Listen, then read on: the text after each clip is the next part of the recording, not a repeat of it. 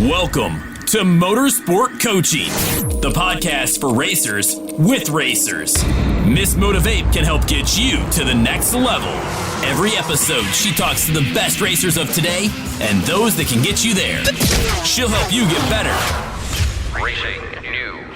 At fitness, nutrition, sports psychology, sponsorship, social media, public relations, and media training. Connect with Miss Motivate at motivatetraining.com.au. That's MOTIV, 8, training.com.au. And now, to help get you to the next level, Miss Motivate herself, Belinda Risley. Hello, crew, and welcome to episode 143 of the Motorsport Coaching Podcast. I am your host, Belinda Risley. Thank you for tuning in today. If you are a first-time listener, again, thank you for subscribing, hopefully, to this podcast. We are a little bit more unique to the other motorsport podcast out there in the sense that we try to bring you coaching tips that you can implement each and every week to enhance your motorsport career. However, today I do have something a little bit different. I'm actually speaking to up-and-coming social media expert Tayla Purves. He's currently volunteering at Cutting It Australia. As you know, one of my roles is working with the FIA Girls on Track program. Tayla's come through that program wanting to get ahead in motorsports. She does have a medical illness, which we're going to go through more so in the episode today around why she can't actually compete and why she actually made a pivot to do what she is doing today. So I really do hope you enjoy this episode. I'm also over the next couple of weeks trying to showcase a lot of the girls that are currently pursuing the Girls on Track mentoring program. But obviously it is also open to males as well to showcase the other avenues and positions that you can do within motorsports if you aren't successful in being a motorsport athlete. So I do hope you enjoy today's episode.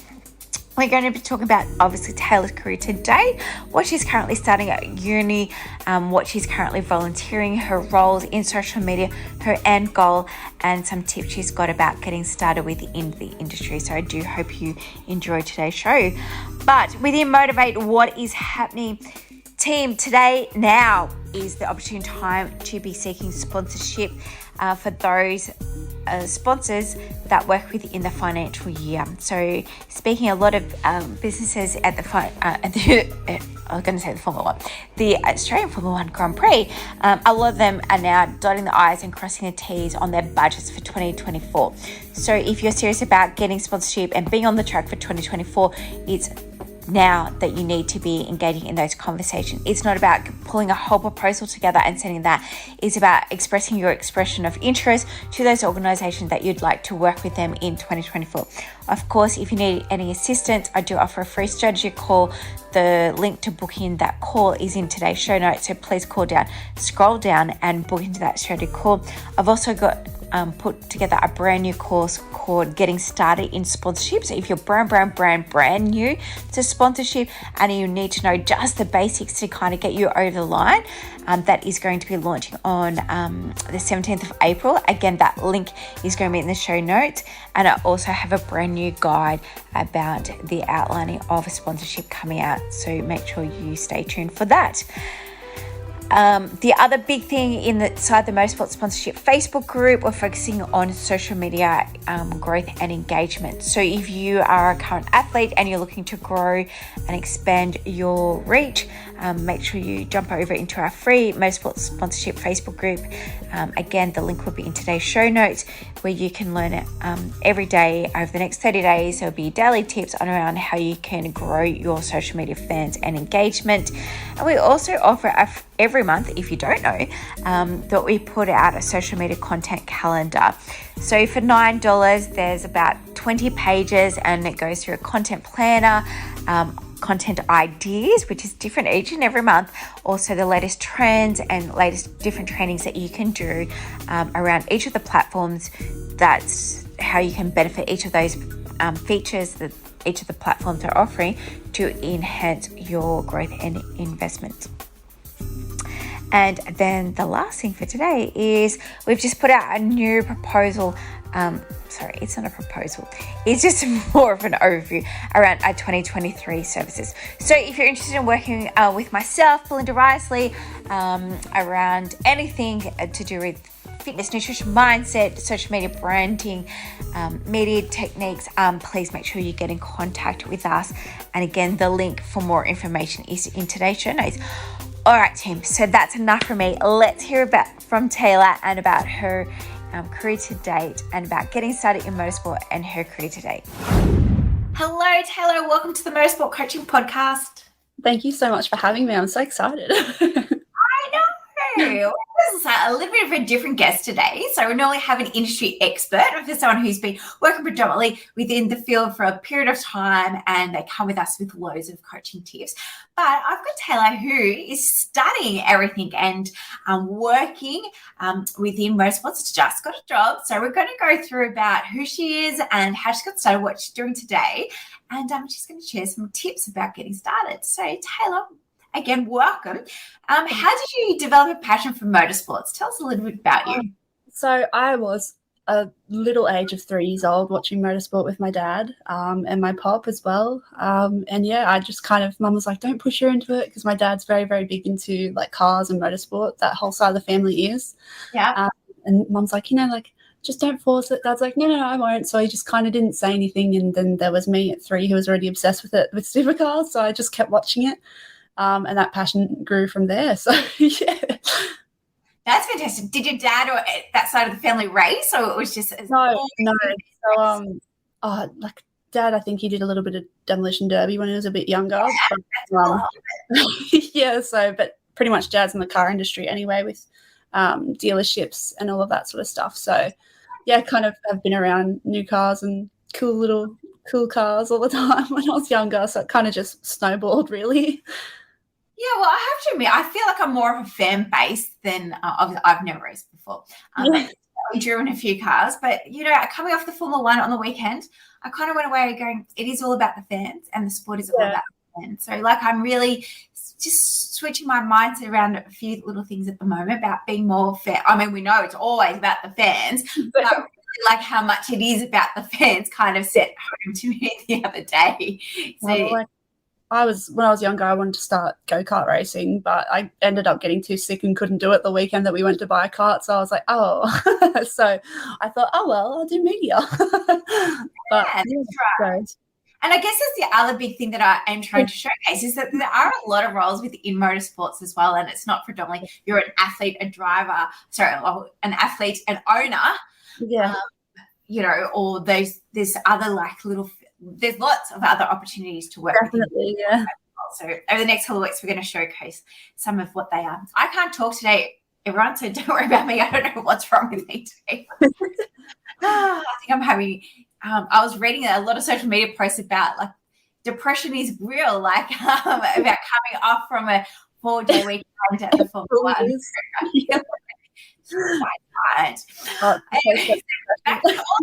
Not about me. Sorry, Taylor. Exciting. So the passion started at 3 years old. You did say you got sick, and we're going to come back a little bit later and talk about your illness. But when did you decide you wanted to get into media? What made you, as I said, because there's lots of roles that you could have pursued. Yeah, definitely. So I was big into photography growing up. I found myself getting a camera when I was 6 or 8, stole mum's every now and then, and just started playing with it.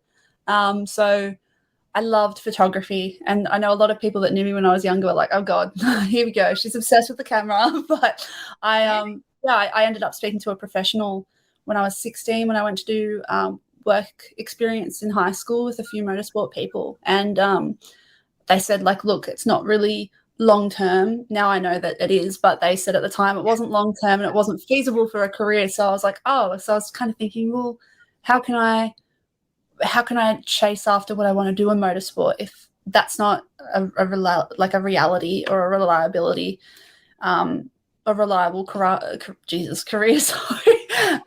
But one of those days you just can't speak. But I was like, well, how can I make a difference and showcase content in motorsport in a unique way? And I thought, and I know I love writing. I've always been a really big reader and creative writer. Just kind of lame when you think about it, but it's okay. But yeah, I was kind of like, well, what can I do? I thought, well, hang on, there's a writing aspect in motorsport. There's media releases. There's all of that sort of stuff. So I was like, okay. So 16, I was like, all right, well, I can still do content and that sort of stuff, but it's going to look different in the future. So I started going, okay, and had a look like Jessica Yates, for instance. She's a journalist. She's awesome. Someone really good to look up to. So I was like, well, there's people out there like that. There's Rihanna Crane who does presenting and stuff. So I was like, well, okay, that's a possibility. So I started thinking, right, well, let's start writing. So tried to do a little bit of research, didn't ever get around to it. And then obviously 2021, maybe 2022, I think I started my blog, which is Tayla Talks, which kind of surprises me every time I do a blog because I've got worldwide readers and it's like, oh, holy crap. But yeah, it's lots of fun getting to make a difference that way and show people there's other content to look at, not just your photos, your videos, your interviews, but you have this other great platform where you can read about it, which I guess for someone like me that reads a lot of books, I'm like, oh, cool, that's so fun. So without having to give away your age, hon, how long ago was like when you were 16? Like, are we talking like the last 5 years, last 3 years? Like, you know, because obviously everything has like changed from COVID, but even like technology and stuff. So, you know, I'm thinking, you know, when you were 16, photography was still a career opportunity. Yeah, so that was only like 5 years ago this year. So like there's a lot more digital content now, which is really hard for people to stay on top of. Like you have all these different platforms. There's now Be Real as well, which is getting kind of popular. And I'm still kind of like, how would you use that for motorsport? But that's for me to think about later. But yeah, there's TikTok, obviously, that blew up heaps in 2019. And I mean, I did use it a little bit, but I kind of didn't get the point. So I was like, oh, so now, I mean, like there's so many different platforms. Like there's WordPress to do blogs. There's a blog forum that I can't remember the name of. That there's all these different places that you can do content, and it's like, well, where do you start? So I guess that's the hardest part now from the last 5 years when I went, okay, well, I'm not going to be doing photography anymore, which I still do. So you don't do it at all? Like you don't do it? I do. It's just, it sounds really bad, but the editing part, I used to be like, oh, it was the worst part because I was like, oh, I'm so pedantic with how I want things that it just took forever. So, yep, I still do it. It's just the editing programs on my old laptop take a while to load. So I'm like, I'll do it later. But kind of fell out of love with it since starting writing and all of that. But with Karting Australia, I picked up a camera again during the first AKC round in South Australia. And I was like, oh, I forgot how much I love this. So, yeah, it was fun. So after you didn't become an athlete and you were told you couldn't do photography and you decided, okay, well, I'm going to go do media, what was the next step into that process? So after 16, 17, then what did you do? Did you go to a business college? Did you go to uni? Did you just get work experience? And so I went to university. So I've changed universities. So I have only done one degree because the other one, they stopped doing the classes I needed, which was so frustrating halfway through the degree. I was like, so I had to restart, which sucked. But I started talking to Girls on Track and Priyanka Chadha, and I got in contact with Jessica Dane, who is now my mentor. So I hope she doesn't mind me saying that on here. But yeah, like Girls on Track has been fantastic, and they've been so lovely, welcoming, and encouraging with what I want to do. Especially, obviously, as women in motorsport, there's obviously a very, very long way, not to be like that girl that says that, but there's a very long way for women in motorsport to go. But I think they're making a very, very positive change. And it's just so cool to see all these young girls that are going at it. Even in karting in AKC, I was like, oh, wow, there's so many young girls racing, which was really cool to see. Obviously, I grew up when there weren't a lot of females in motorsport. And all you could really look up to were the presenters and all of that. So, yeah, not sure if that answers the question. I kind of forget it, but that's okay. No. So I was saying, so you're going to uni and so you're doing media and journalism. What exactly? Yeah, so my bachelor is a Bachelor of Creative Industries. So my major is creative writing and publishing, and my minor is social media and journalism. So yeah, I mean, I love it. It's so much fun. I've had to do real work with actual clients through the university and stuff like that, making the media plans and all this sort of stuff, which has been a bit stressful, but I hope I did well. I hope I made a difference. But yeah, I'm enjoying it. Obviously, I'm learning a lot that I can apply with my job with with KA as well. Tell us about that. So you've been at uni. What year are you in currently? Should be third year, but I'm a second year still. So that's fine. But you've had some work experience, yeah. And so talk us through what has that entailed? Yeah. So with Karting Australia, obviously, I am a part-time worker with them. Obviously, with university, I can't do full-time, but yeah, I'm enjoying it. I run all their social media, so if someone ever comments on the page, it's probably me replying. But yeah, I just get to post stuff, make stuff. Actually got to interview Formula 3 Australian Hugh Barter. So one of his videos he's kindly sent me, God love him, he helped me out there and sent us a video for our socials, which was really good. But yeah, it's awesome. I love what I do with them, and it's such a great opportunity and learning opportunity as well, because obviously I didn't know much about karting at all. Had no idea they were that loud either. That was a big shock on the first day I was at AKC, but yeah. I didn't realise that was your first race meeting. I was just jealous that I wasn't there. No, but obviously I've been to other racetracks with different supercars meets and stuff like that with my dad growing up. But yeah, first go-kart track I've been to that I was like, wow, they're loud. And so after attending the Girls on Track event, what has been that process? So you said that you're working with Jess, and what does that mentorship look like? So I haven't been able to get to a event in person, but it's been all the online events. So speaking with all the professionals and stuff, and they're all probably sick of me because all I do is ask questions the entire time and just, I know, but I just pester the crap out of them. I'm like, hey, what's this? What's this? So yeah, but it's a great learning experience as well.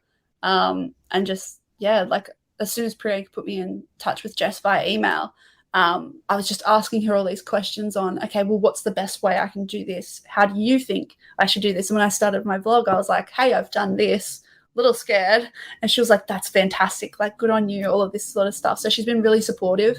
I actually met up with her at Newcastle round for supercars, 2 or 3 weeks ago now. But yeah, she was like at the end of the race, she's like, come say hi. So I did, and it was just so cool. I was probably a little bit starstruck because I was like, oh my God, it's happening. But yeah, she's just been so supportive. All of the Girls on Track ambassadors have been so great. So supportive, so willing to help you understand and figure out the best ways to go forward, which is great. Awesome. And so you've got second year, again, still coming on, helping out with KA. What's your bigger plan?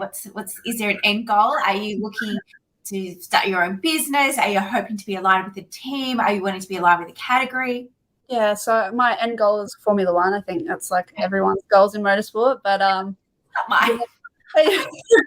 The other thing, I think for me, from being a Girls on Track, I keep saying I've got a family at the end of the day, like Jess and Romy. Oh, Romy now just has a little boy and stuff, but it's very different being a woman in motorsports when you have a family. Yeah, I think I'm old, I'm a mum. My kids are 9 and 10. Yeah. And so, but I think we're even having younger kids now, society's a lot more different. There's a lot more flexibility. There's not so much you're a mum, you should be at home with your kids type mentality. So, I think definitely there's a lot more opportunities even when you are a parent or a mother in the industry now going forward. And, even with yourself this weekend, just having that flexibility to be able to work from home has been fantastic to incorporate your life outside of work. Yeah, it definitely is. My end goal is Formula 1. I don't know in what part. I don't want to flat out say one thing because something else might come up and I might love it even more. But obviously riding for a Formula 1 team, or I don't know, I don't know if you know Lissy McIntosh, how she does all the presenting and different team interviews, all of that that seems like it'd be really fun. Something like that you get to work with the drivers and teams, because I feel like there's a lot of great personalities out there that you could really learn a lot from. But yeah. And do you prefer to be in front of the camera or behind the camera? I'm a little bit nervous, and you know how you get a little bit sweaty when you're in front of a camera. That is currently me. But I'm sure after some experience I should be okay. But I do get a little bit like, ooh, in front of the camera, you're like, oh no. But yeah. Again, I think it's like a generation thing. Like, I hate being in front of the camera. We're not used to photos, even photos, selfies and stuff like that. It's just not my generation. But for you guys, you've been born with phones in your hands, so it's a little bit different. And again, I guess that's what makes, you know, all social media fantastic, is that everybody's unique. And so the way they deliver their story and their content is going to be different. Yeah, for sure. Like I'm it sounds horrible, but I'm always on my phone checking socials, especially I made a few pages for my Tayla Talks blog on Instagram and TikTok, and obviously you get a few messages and a few different things. Like I had one girl from the UK, she was like, oh, like I really love what you're doing, all this sort of stuff. She thought I was some big a big professional, and I was like, no, I'm literally a uni student trying to go for it, but thank you. So yeah, it's just you get so many different comments and different content and trends you have to stay on top of, so it's a bit hard to stay away from your screens, unfortunately. So I do have pretty bad appetite because of it, but that's okay. And I'm like, again, being a mum, like I feel like I'm a big hypocrite, because I'm always like to kids, get off the screens, and they're like, Mum, you're always in your screen. And I'm like, yes, but I'm working. I have an online business, so it's like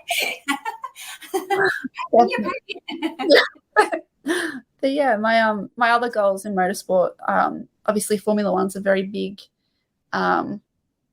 goal of mine, and it mightn't be reachable, but it's always there in the back of my mind of what I want to do. But also there's also other categories: supercars, MotoGP, Australian superbikes as well.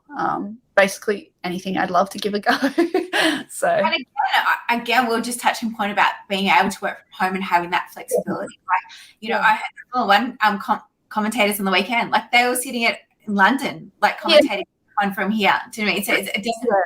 For me, these days you have to be at the track or at present. I mean, a Formula One team have like 600 plus staff members, but who actually goes to the track is only like a small handful. It's like 40 or 60, and then they're communicating with all the staff back at there. So it's back at home, wherever home is. And they have staff all around the world as well, like, you know, designing different parts or researching it and stuff like that as well. So it's not necessarily having to be on tour these days. Yeah, it's so cool. When you really think about it and you get into it, you're like, wow, it's so awesome how all of that runs. And there's so many people that make it happen. Like, I don't think a lot of people who watch as a spectator realize just what goes into it. Because there's so many different people. Like, even at AKC for me in round one, was like all of us are running around at all times trying to grab everything. So yeah, it's just pure chaos, but it's all organized chaos. So I love it. That's right. I don't know if they will agree, but yes. Anyway, so with the social media, give us some tips around like what kind of platforms. Obviously, you mentioned the platforms that you're on and where people can follow you, and we'll go through them again at the end of today's discussion. But, you know, what are some tips about great social media content? I'm still trying to figure that out myself, if I'm completely honest. Like, I do a lot of study with uni with a lot of social media courses, which they're slowly getting the hang of, and it's like, okay, I can do that. But hashtags are like your main biggest thing, and actually engaging with your audience as well is the biggest thing I've found to be most effective, which is probably like very, very basic knowledge to get your socials going. But engaging and staying consistent with your content as well is a big need in media, because there's so many different people creating on these platforms. Like Instagram, there's like thousands of users. Facebook, same thing. Like, there's so many different people and so much content to compete with. So you've got to really think outside of the box and not necessarily follow trends, but make your own content unique to you. Because at the end of the day, that reflects on your personal brand as well, and what people are going to say of you and think of you as well. Yeah, I like it. I think like the hashtags for me personally is very hard in the sense that the actual hashtags established don't actually work within my niche, because I don't want F1 or F2 or F3 realistically, because they're fans of. Like, motorsport athletes. So I think it's important to like really have a clear understanding of what hashtags are and the role that they play and exactly what you're trying to get. I guess my point I always say to the motorsport athletes is that make sure you know why you're on each of those platforms. Like what are you trying to get out of the platform development? Are you looking for engagements? Are you looking for likes? Are you looking for content? Are you looking for sponsors? But you need to have a why and then understand your why. And then it's easy to develop that kind of content creation side of things. Definitely. There's a lot of research that you've got to do to try and nail it on the head and find, okay, well, where do I best fit? Because as you said, the hashtags are so hard to grasp at different times. And also the times you post too. I don't know why it's so difficult, but like one day you'll post at the same time you do every day when people expect it and it gets nothing and you're like, oh, I just spent so much time on that. So yeah, it's very difficult, but once you find your mojo in it, it's quite self-explanatory once you find what works with you and works for you as well. That's right. And I think that's the biggest thing I always say to the athletes is at the end of the day, obviously you're an athlete and you're trying to develop your brand.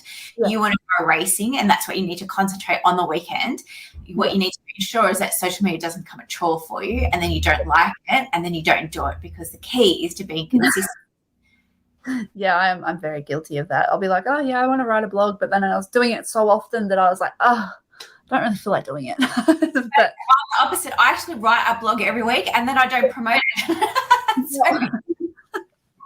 I think the hardest part is when you're starting out, and obviously you get this as well when you're doing it by yourself. There is so much you have to do and think about that you're like, oh, okay, I forgot to promote it there, but then I forgot to make content to promote it. And then you're like, oh, and then all of a sudden it's irrelevant and you're like, well, that's okay. That's right.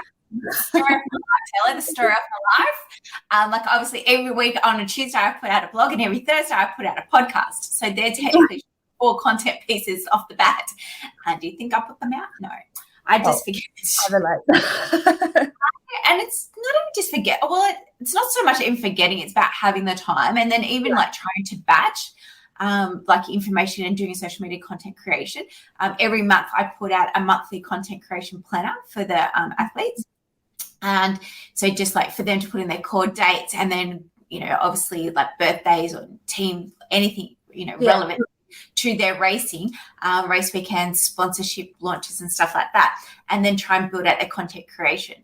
But it's like, they don't want to do it. And it's like, I've developed the tool for you guys to do it specifically.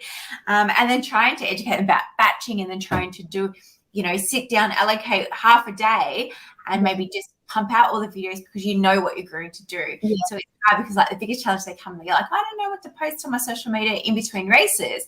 I'm like, well, there's actually heaps of stuff because that's when you're building your brand. That's where you're trying to people to work out who you are and if they want to follow your journey. Even like B-roll as well for these like younger drivers, as you said too, that are learning and how to build their brand as well. Like all this different B-roll that you have and other videos that won't necessarily fit in with other content you've put in, you can put that out in between different events and go, oh, like that way you're still staying relevant and consistent on social platforms, which is really important, I think, to try and grow. Yeah, there's definitely a lot of planning involved and a lot of time that goes into social media. I think that's the thing I was going to say before, back to the generation thing, is that like obviously not having access to social media, you know, social media's only kind of been around for 20 years, but, you know, now having that flexibility to work from home, it's very exciting. But yet social media can open up so many opportunities. Again, I was going to say for the connection that you made, you know, like someone from overseas is now connected to you, whereas before you'd have to, you know, Google them and then write them in letter and then post it off the letter and hopefully they get it in 2 weeks and stuff like that. Like we've certainly come a long way. And I feel like even like athletes and industry experts, they're all a lot easier accessible these days because you can slide into their DMs as long as you've got the right hook, the right intro to get them engaged to reply to your DM to start those conversations. But I definitely feel from a network perspective, as well as trying to just build out your brand and your name, it's a lot easier these days. Definitely. Like LinkedIn for me is like a big thing that I have used to connect with so many different people across the world in motorsport. Like I have a few people from F1, a few people from MotoGP, Supercars, all of that, Motorsport Australia, Motorsport UK. And it's such a great tool to get your name out there and just see what other people are up to. Or if you're needing it for inspiration as well, like how do I start? Where do I go? What do I do? What are different people doing to get to where I want to be? And you see these people and you go, huh. Or like, hey, that's kind of like what I'm doing at the moment. And they're there. That's great. So, yeah, it's pretty cool. And I think, like, as I said, people are more accessible, so they're happy to answer your question. So it's like, hey, believe it, how did you get to where you are today? Or, you know, and if someone writes that, you're kind of like, oh, cool, like I'll respond to it. But if someone kind of sent you an email or sent you a letter, you'd kind of like, how did you get my details? It's freaky to get a letter, isn't it? You're like, how do you know where I live? No, I definitely relate there. Like, I think I first connected with you on LinkedIn as well. And I'm pretty sure I introduced myself as well and tried to like pitch myself as best as I could to so many different people, including yourself. So and I mean, now I'm honored to be here speaking with you. So that's pretty cool. Thanks. And I've been on Tayla Talks as well. So, you know, it kind of works together like that. And that's what most is collaboration. And I think that's a positive for females. I think that's something that we do quite well is collaborate and try and work together. And that's why the Girls on the Track program is good. But yeah, you know, boys, get on board, network. Could have join the girl boss power, like train. There's so many different things they could do that I think young girls especially have adapted to. Not to say that young boys haven't, I think they have as well, but there's so many different things that you see content creators in Formula One that are fans that are all of a sudden getting all these opportunities. And it's like, why aren't our young guys doing the same thing? Because it could very well like lead them to the same places if that's what they want, or sponsorships as well, if they're making the right content and if they're racing. So yeah. Cool. At the beginning of the conversation, we did mention that you went to buy a cart and that you were ill. Do you want to tell us a little bit about your condition? For sure. So I have what's called Cystic Fibrosis. It's a chronic respiratory illness. I was diagnosed at 12 weeks old, so it's been nearly like 21 years of lung disease. But I was so frustrated because I was like, I always wanted to be in motorsport, whether that be a driver or a media personnel or whatever. It was always a big goal. And, you know, as every little kid, I was like, I want to be a racing driver. So I tried to go get a kart, went to my local kart club, and they were like, oh, cool. Because at the time there were not a lot of young girls that wanted to. And we went in and we went to go do it. And literally the next week I ended up in hospital for a couple of months, which kind of sucked. So, and by then I kind of missed the season. And then by the time I was well enough, I was out of the age bracket. So I was like, but just start racing. You know that now. I know now, but yeah. now I'm a uni student. I've got no money. But yeah. Now I'm nearly 21. Yeah. But I'm very grateful. There's a new medication called Tracafta. And I was on the drug trial. I don't know if you watch Married at First Sight, but there's a young girl on there. Yeah, she's on it. I did that drug trial for 4 years, and it was the worst drug trial ever, but I'm very glad I did it. So yeah, I'm very thankful for science and medication and medicine. It's just awesome, mind-blowing, because now I have, you know, normal ability, and you wouldn't be able to tell that I have a life-threatening illness. So woo. But yeah. Fantastic. Very great to hear, but you know, it's part of your story, and like you said, it makes you stronger and more resilient and more determined to live every day and to embrace every opportunity that's given to you. Definitely. I also whenever I speak to younger people with CF as well, through clinics or different support networks, it's like, yeah, but they're like, oh, I can't do that, I have CF. And it's like, what do you mean? Yes, you can. It doesn't matter that's not you. Yes, you have it, but it's not a part of you. It's not who you are. You are so much bigger. And I think that's something, whenever I speak to people on Tayla Talks as well, I'm like, and they're like, oh, I can't do that, I'm from here, or I'm only this big, or I'm like, well, no, stop it. No. Trust me, you can do anything. It doesn't matter. So yeah, I think that's a big thing I believe in as well, like personally. And I hear all these different stories of different people with illnesses and disabilities, and it's like, yeah, but I understand that you think, oh, I can't do that. Like, no one else has ever done it before, but that's even better because you can be the first to break that barrier as well. And, show other people you can do it, go for it. So. And again, like we've just said about 4 or 5 times with me anyway, that the industry has definitely changed over the last, 5 to 10 years. And there's more opportunities that you can work from home. And so, even if you're a wheelchair, you can still participate and have a career within motorsports, working from home, doing social media, doing journalism, even doing logistics. There's so many roles that you can actually do from home now, or in an environment that's suitable for you. Yeah, well, I follow a page called Racing Roles, and they post about all these different roles that are in motorsport and who they're open to. And when I've spoken to different people on Girls on Track, I think it was 2 members from Williams Racing, and I was like, look, I have cystic fibrosis. This is what I want to do. Is it feasible, and is it possible to do that in a Formula One team? Like, in that environment, is it possible? And I can't remember the names, but they were so lovely, and they were like, yes, like there's no reason you can't. And it's so great to see that in motorsport there's that opportunity for everybody. Like it's for everyone.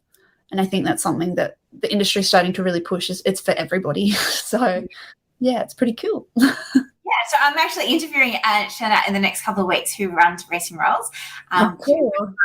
She was actually one of my mentorees from the Girls on Track program, who started that page, and that she went overseas, and she's been doing lots of social media, and now she's come back, and you might run into her because she's doing the series category for the Excels up in Queensland. Okay, cool.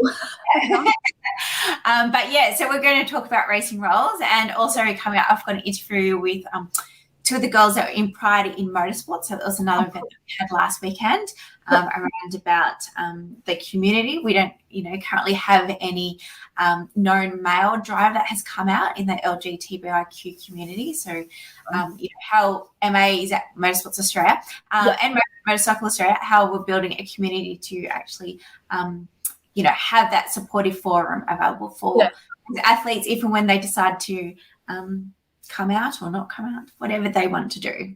Oh, that's awesome. I think I love how supportive and inclusive motorsport is. And I know that's a big label to slap on it, but it's so inclusive and so like accepting of everybody. Like nearly everyone I've spoken to in motorsport is so like, oh, cool. Like even different males in higher roles that you'll speak to, they're like, yeah, cool. Like I think when I was younger, I think I messaged Ryan Walkinshaw on Instagram, and I was like, how do I, does it matter that I'm a girl? And he was like, no, if you can do your job properly, that's all that matters. And I was like, oh, cool. And since that, I was like, oh my God, like I can do this. So yeah. And then obviously Girls on Track happened, and I was like, holy crap, this is possible. So yeah. Oh, fantastic. Well, thank you for sharing your story today, Tayla. You've given us so much information, but is there anything else that you wanted to pass on to those boys or girls that wanting to aspire to do journalism and just starting out in their career, for other than being an athlete, or being an athlete as well as something else within the industry? Definitely. I think pester anyone and everyone, and just make yourself annoyingly known. Because I'm pretty sure a lot of people in Girls on Track now know of me because I ask so many questions and just continuously pick their brains about everything.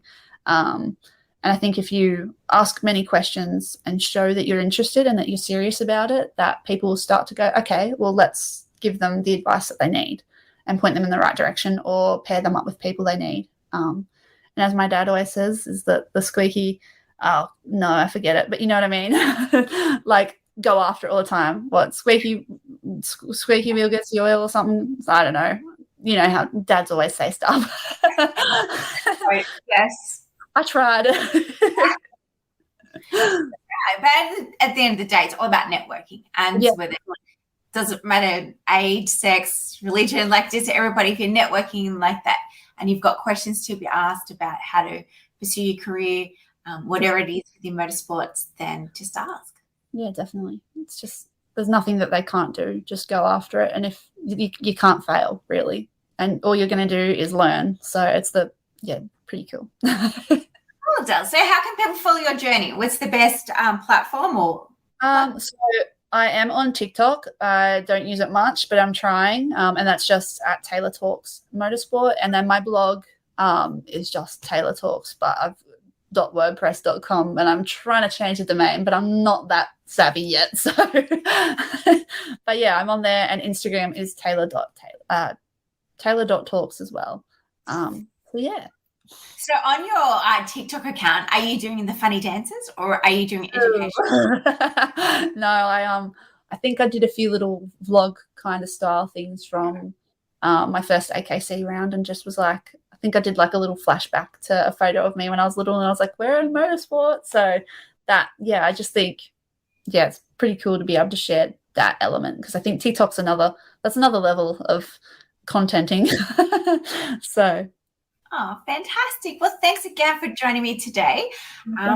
Make sure you go and follow Tayla's journey, because you never know, she might be in F1 soon. But she's definitely around in the karting pits, and to make sure you know where she is, and you want to catch up with her, just be in touch. Awesome. Thank you so much for having me. Bye. Get ready for the race. Do you feel one step closer to being the next superstar behind the wheel? MotivateTraining.com.au for more. MOTIV, 8, training.com.au. The green flag. Every episode gets you one step closer to the checkered flag. The Motorsport Coaching Podcast, getting you to the checkered flag faster.